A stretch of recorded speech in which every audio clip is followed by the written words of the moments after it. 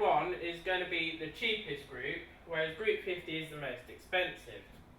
To keep costs as low as possible, I would recommend going with Group 1 to 5.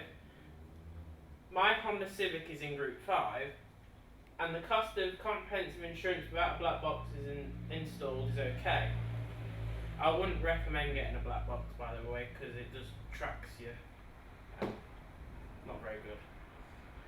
For example, a Vauxhall or Opel Corsa is in Group 1, whereas a BMW 1 Series is in Group 14. How to find your car's insurance group. There's a handy website called Parker's which tells you a lot of information about cars, from giving you car specs, a rundown on MPG, and running costs, and saying which insurance group it's in.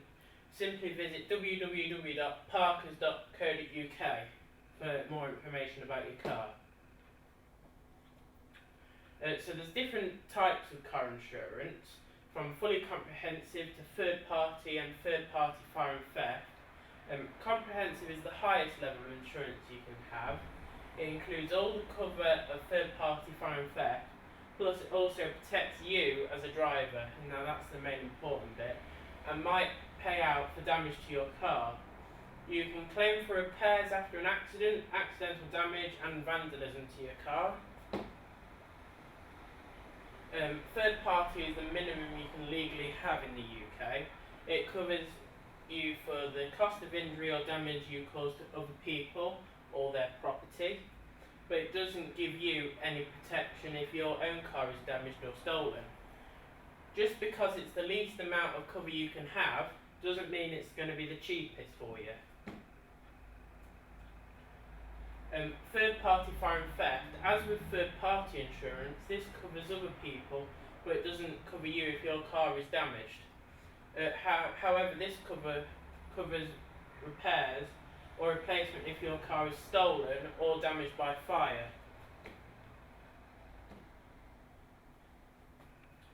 So insurance write-offs. When you're buying a car, you should look to see if it's been written off from an accident. You can do this when you do a car check.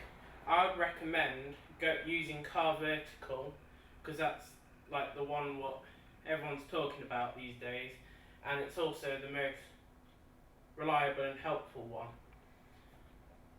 And I would also recommend you do it, as it could save you a lot of money, as it checks if the car's been in an accident, has been stolen, has outstanding finance on the car.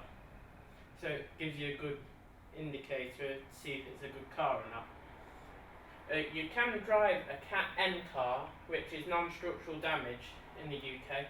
You can also drive a Cat S, which is structural damage, so that means like the crash bars have moved in the car on the road, but make sure they've been repaired well, and if it's not safe, don't buy it. So my top tips, so be accurate with your mileage. So if you're doing 6,000 miles a year, don't say you're doing 12,000 miles a year, because then your premiums will be a lot higher. Add a second driver to the policy. That will bring the premium down, because it should have then more driver experience on the car, so that will bring it down. Pay annually instead of monthly payments, as monthly payments you pay interest on, so the insurance companies getting more money from you, which isn't good because you want it as cheap as possible.